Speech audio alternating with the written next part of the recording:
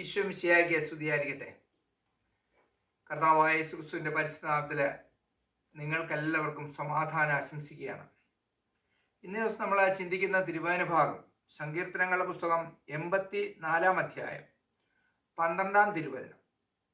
സൈന്യങ്ങളുടെ കർത്താവെ, അങ്ങയിൽ ആശ്രയിക്കുന്നവൻ ഭാഗ്യവാൻ. Price the Lord.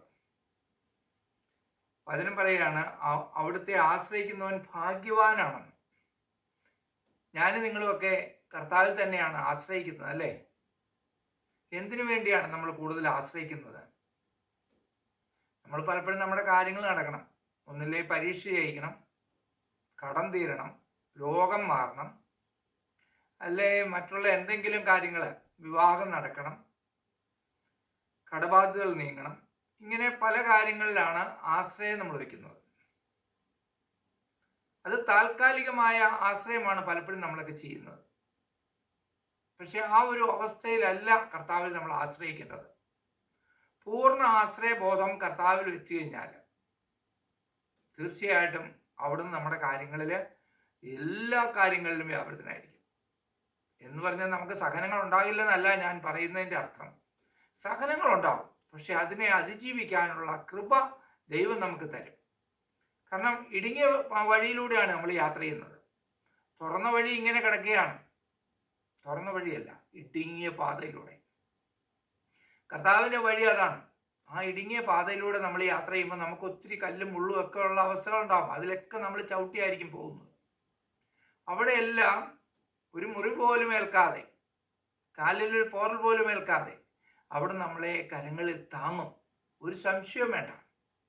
അനുഭവങ്ങളുടെ വെളിച്ചത്തിൽ മാത്രമാണ് ഞാൻ നിങ്ങളോട് എന്തെങ്കിലും പറയുന്നത്. അല്ലാതെ ആരെങ്കിലും പറഞ്ഞു കേട്ടതോ എഴുതി വച്ചിരിക്കുന്നോ ഒന്നും വായിക്കുന്നതല്ല. ഞാൻ എൻ്റെ ജീവിതം കൊണ്ട് മാത്രമാണ് ക്രിസ്തുവിനെ പ്രഘോഷിക്കുന്നത്. അതെൻ്റെ കടമയാണ്. ഞാൻ പ്രഘോഷിക്കുന്നില്ലെങ്കിൽ കഷ്ടം, എനിക്ക് കഷ്ടം. കാരണം എനിക്ക് കിട്ടിയ ദൈവത്തിൻ്റെ സ്നേഹം, ഞാൻ അനുഭവിച്ച ഈശോയുടെ സ്നേഹം മറ്റുള്ളവരിൽ എത്തണം എന്ന് ഞാൻ ആഗ്രഹിക്കുന്നുണ്ട്. അതുകൊണ്ട് തന്നെയാണ് ഞാൻ നിങ്ങളോട് പറയുന്നത്, നിങ്ങൾ പൂർണ്ണ ആശ്രയബോധം ക്രിസ്തുവിൽ ആയിരിക്കുക. എത്ര പ്രശ്നം വരട്ടെ, എന്തെങ്കിലുമൊക്കെ പ്രശ്നങ്ങൾ പ്രശ്നങ്ങൾ ഉണ്ടാകും. അതിനെ തരണം ചെയ്യാനുള്ള കൃപയും തമ്പുരാൻ തരും. ഒരു സംശയവും വേണ്ട. സങ്കീർത്തനങ്ങളുടെ പുസ്തകത്തിൽ തന്നെ 34 അധ്യായത്തിൽ 10 തിരുവചനം കൂടെ നമുക്ക് ഒന്ന് ശ്രമിക്കാം. സിംഹക്കുട്ടികൾ ഇരകിട്ടാതെ വിശന്നു വലഞ്ഞേക്കാം. കർത്താവിനെ അന്വേഷിക്കുന്നവർക്ക് ഒന്നിനും കുറവുണ്ടാകുകയില്ല. Praise the lord. പ്രിയ സഹോദരങ്ങളെ, സിംഹക്കുട്ടികൾ ഇരകിട്ടാതെ വിശന്നു വലഞ്ഞേക്കാം, പക്ഷെ കർത്താവിനെ അന്വേഷിക്കുന്നവർക്ക് ഒന്നിനും കുറവുണ്ടാകില്ല. സത്യമായ കാര്യമാണ്, സത്യസന്ധമായ കാര്യമാണ്. തിരുവചനം വളരെ വ്യക്തമായിട്ടും സത്യമായിട്ടും എഴുതി വെച്ചിരിക്കുന്ന കാര്യം നമ്മുടെ ജീവിതത്തിൽ ഒന്ന് തിരിഞ്ഞു നോക്കിയാൽ നമുക്ക് തിരിച്ചറിയാൻ പറ്റും. പലപ്പോഴും നമ്മളൊക്കെ ചിന്തിക്കുന്നത് നമ്മുടെ കഴിവാണ്, നമ്മുടെ മിടുക്കാണ്, നമ്മുടെ മക്കളുടെ മിടുക്കാണ്, അവരങ്ങനെയായത് ഇങ്ങനെയായത്, ഡോക്ടറായി, എഞ്ചിനീയറായി, കളക്ടറായി, നേഴ്സായി, അങ്ങനെ പല കാര്യങ്ങളും ആയതും എല്ലാം അവരുടെ മിടുക്കാണ്. ഇന്ന് നമ്മൾ നിലനിൽക്കുന്നുണ്ടെങ്കിൽ പോലും അത് നമ്മുടെ മിടുക്കല്ല. നമ്മൾ പലപ്പോഴും നമ്മളിൽ തന്നെയാണ് ആശ്രയബോധം വയ്ക്കുന്നത്. പൂർണ്ണാശ്രയബോധം കർത്താവിൽ വയ്ക്കുക. അവിടുന്ന് നൽകിയതല്ലാതെ മറ്റൊന്നുമില്ല സഹോദരങ്ങളെ. ഒരു സംശയം വേണ്ട. അവിടുന്ന് നമ്മളെ കരുതുന്നില്ലെങ്കിൽ നമ്മളില്ല. ആ ശ്വാസം ഒന്ന് തിരിച്ച് അവിടുന്ന് വിളിച്ചു കഴിഞ്ഞാൽ പോയില്ലേ, നമ്മൾ ജഡമായില്ലേ.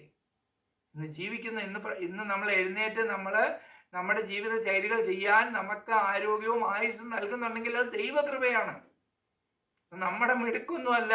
പലപ്പോഴും നമ്മുടെ മിടുക്കായിട്ട് നമ്മൾ പൊങ്ങച്ചം പറഞ്ഞു നടക്കും. പൊങ്ങച്ചാണ് ഇന്നത്തെ മനുഷ്യന്റെ ഏറ്റവും വലിയൊരിത്.